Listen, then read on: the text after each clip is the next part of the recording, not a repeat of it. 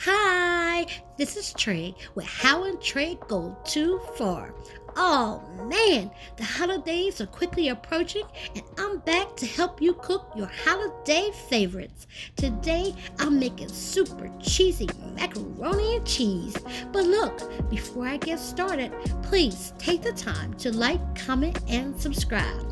You ready to give your family and coworkers some creamy, ooey gooey, delicious macaroni and cheese? Well, don't let me keep you. Let's get started. You already know, go set your oven to 350 degrees Fahrenheit.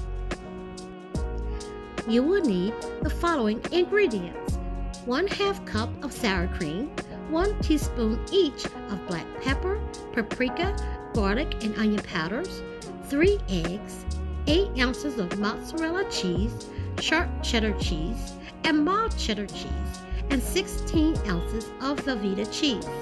1 cup of half and half, 1 cup of evaporated milk, 1 stick of salted butter, and as a side note, I boiled my macaroni noodles in chicken stock. But if you don't have the chicken stock, water will work just fine. Oops, I used a 16-ounce package of cream-met noodles. I used the large noodles to hold up to all of the cheeses. Boil your noodles for about 7 to 8 minutes so your noodles don't overcook. You also want to start shredding your cheeses, or you may choose to buy cheese that's already shredded. After you've strained your noodles, add sour cream, your eggs.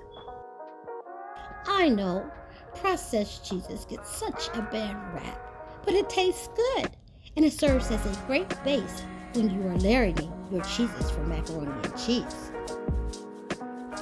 Okay, add your paprika, black pepper, garlic, and onion powders.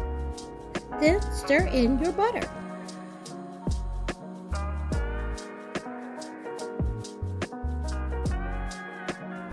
Now for your liquid ingredients, add your evaporated milk and your half and half, and stir. Now it's time to layer our macaroni and cheese in a pan.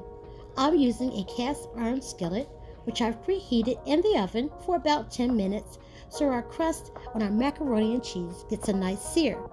You can opt out of this step if you choose. Here you see me layering the cheeses. I used about 1/3 of the Velveeta cheese base and then alternated with layers of the hard cheeses. Make sure you reserve enough for the top. And remember, the more the merrier. Ta-da! Look at that. Let's put this baby in the oven. You'll want to cook it for about 50 minutes, more or less. Wow, look at that. Let's dig in. Look at that gooiness. Look at that cheese pool. Let's take a taste. Ooh, now that's good.